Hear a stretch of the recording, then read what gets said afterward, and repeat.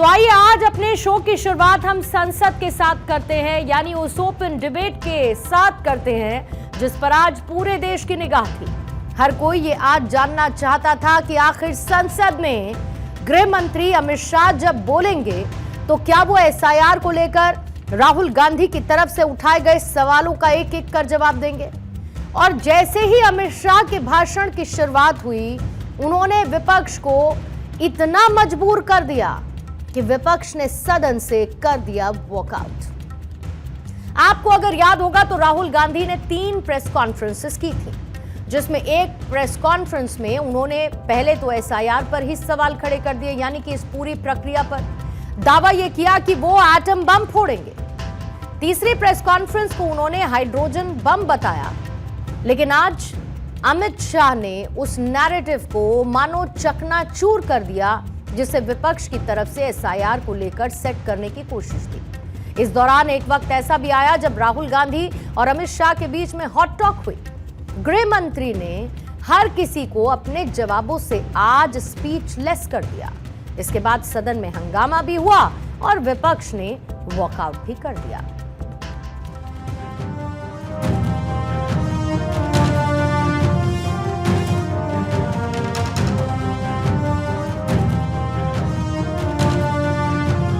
Let us have a debate on my press conference. Let us go. Let us have very good idea. Let us have a debate on my press conference. Okay. Amit Shah ji, I challenge you. I challenge you to have a debate on the 3 press conferences. Please. ठीक है, बैठ जाओ। पहली बात मैं स्पष्ट करना चाहता हूं, मैं 30 साल से विधानसभा और संसद में जनप्रतिनिधि के रूप में चुनकर आता हूं। मुझे लंबा अनुभव है संसदीय प्रणाली का। विपक्ष के नेता महोदय कहते हैं कि पहले मेरी बात का आप जवाब दीजिए, मैं सुनना चाहता हूं। आपकी मुंसफी से संसद नहीं चलेगी। मेरा बोलने का क्रम मैं तय करूंगा। इस तरह से नहीं चलेगी संसद। तो लोकसभा में चुनाव सुधार और स्पेशल इंटेंसिव रिवीजन, जो इसी चुनाव सुधार प्रक्रिया का हिस्सा है, प्रणाली का हिस्सा है, उसको लेकर अमित शाह करीब 90 मिनट तक बोले। इस दौरान उन्होंने राहुल गांधी के उन 3 सवालों का जवाब दिया जिसके एपिक सेंटर में स्पेशल इंटेंसिव रिवीजन था। राहुल गांधी ने पहला सवाल यह पूछा था कि चुनाव आयुक्त की नियुक्ति से आखिर चीफ जस्टिस ऑफ इंडिया को क्यों हटाया गया। इस सवाल का जवाब अमित शाह ने पूरे फैक्ट्स एंड फिगर्स के साथ रखा, जिसमें पिछले 75 सालों का पूरा गुणा भाग और कैलकुलेशन मौजूद था। अगर आप अमित शाह के इस जवाब को आज मिस कर गए हैं तो आप इसका जवाब सुनिए, क्योंकि तब आपको इस बात का अंदाजा हो पाएगा कि इसको लेकर जो सियासी हो हल्ला जारी था वो कितना सही और कितना डीरेलिंग था। 73 साल तक इस देश में चुनाव आयोग की नियुक्ति का कोई कानून नहीं था। नियुक्ति प्रधानमंत्री सीधी कर देते थे और जितने मुख्य चुनाव आयुक्त और चुनाव आयुक्त ये सभी इसी प्रकार से हुए। कोई कानून नहीं था। प्रधानमंत्री जी फाइल भेजते थे राष्ट्रपति जी को और राष्ट्रपति जी नोटिफिकेशन बाहर नहीं करते। तो भाई उस वक्त बरोबर चुनाव था। पूरा उनका 55 साल प्रधानमंत्री जी ने ही चुनाव आयुक्त को नियुक्त किया, तब तक कोई सवाल नहीं था। और नरेंद्र मोदी करते हैं तो उन पर सवाल उठाते हैं, मगर हमने तो ऐसा भी नहीं किया मान्यवर। कांग्रेस पार्टी ने ही ये परंपरा बनाई थी। कानून भी कांग्रेस पार्टी ने बनाया था, मगर आज आरोप करना है इसलिए आपने चुनाव चोरी कर लिया, चुनाव चोरी कर लिया। चुनाव चोरी के कहने से कुछ नहीं होता। जनता हमको सुनती है भाई, और हम जवाब भी देते हैं।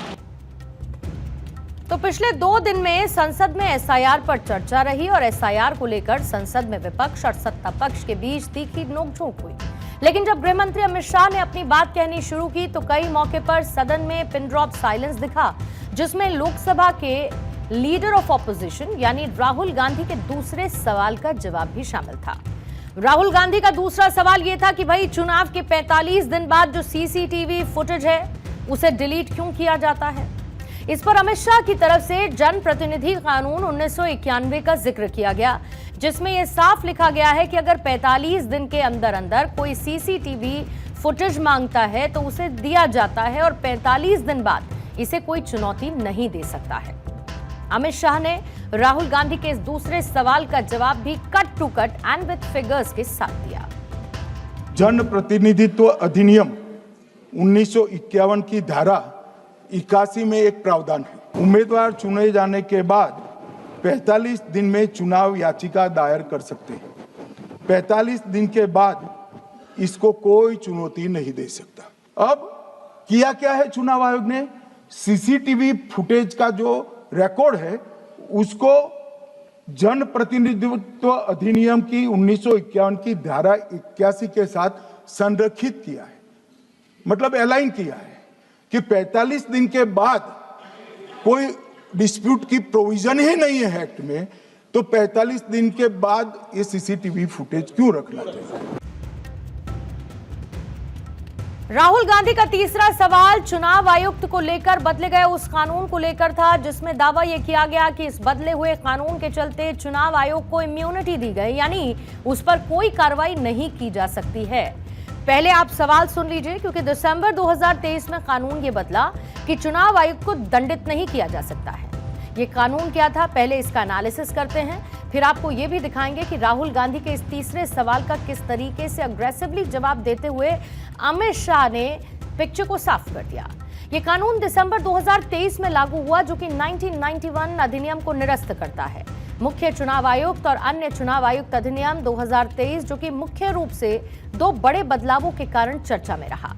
पहली वजह यह थी कि इस कानून के लागू होने से पहले मुख्य चुनाव आयुक्त और चुनाव आयुक्तों की नियुक्ति प्रधानमंत्री, विपक्ष के नेता और भारत के मुख्य न्यायाधीश यानी सीजेआई की सदस्यता वाली समिति की सिफारिशों पर राष्ट्रपति की तरफ से की जाती थी, और यह सजेशन भी कोर्ट की तरफ से ही दिया गया था। इस बात का जिक्र भी अमित शाह ने किया। लेकिन इस कानून के जरिए चयन समिति में चीफ जस्टिस ऑफ इंडिया की जगह केंद्रीय कैबिनेट मंत्री को शामिल किया गया। दूसरी वजह, इस कानून की धारा 16 में जहां मुख्य चुनाव आयुक्त और चुनाव आयुक्तों को कानूनी कार्रवाई से छूट प्रदान की गई। सरकार का पक्ष यह है कि इसके जरिए चुनाव आयोग बिना किसी से डरे निष्पक्ष काम कर सकेगा। और राहुल गांधी के इस सवाल का क्या जवाब अमित शाह की तरफ से दिया गया, जरा वो भी सुनिएगा।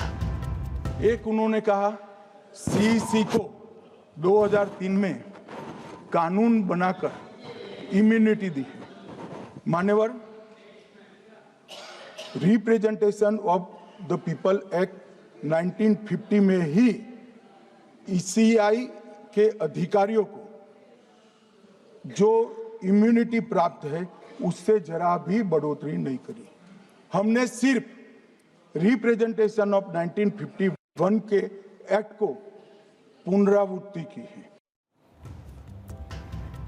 तो देखिए, बिहार चुनाव से पहले भी और आज तक भी एसआईआर का मुद्दा गरमाया है और विपक्ष इसे वोट डिलीशन या फिर वोटों की डकैती भी मानता है। दूसरी तरफ सरकार का यही मानना है इसके जरिए वोटर लिस्ट का शुद्धिकरण हो रहा है। वहीं अमित शाह ने आज इसका एक और मतलब समझाया, जो कि 3D वाला था।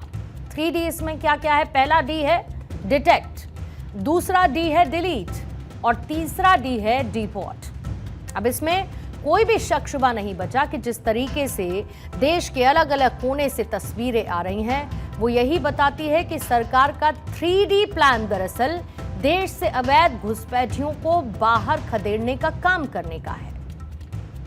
एक भी अवैध घुसपैठियों को इस देश में हम वोट नहीं देंगे। ये हमारे एनडीए का पॉलिसी है मान्यवर। डिटेक्ट मतलब ढूंढो, डिलीट करो, मतदाता सूची में नाम काटो और उनको डिपोर्ट करो। हम संवैधानिक प्रक्रिया कर कर डिटेक्ट, डिलीट और डिपोर्ट ये पूरा करेंगे। हमारी पॉलिसी है डिटेक्ट, डिलीट और डिपोर्ट। उनकी पॉलिसी है नॉर्मलाइज कर दो घुसपैठ को, उसके बाद में मान्यता प्रदान कर दो और चुनाव में मतदाता सूची में डालकर फॉर्मलाइज कर दो।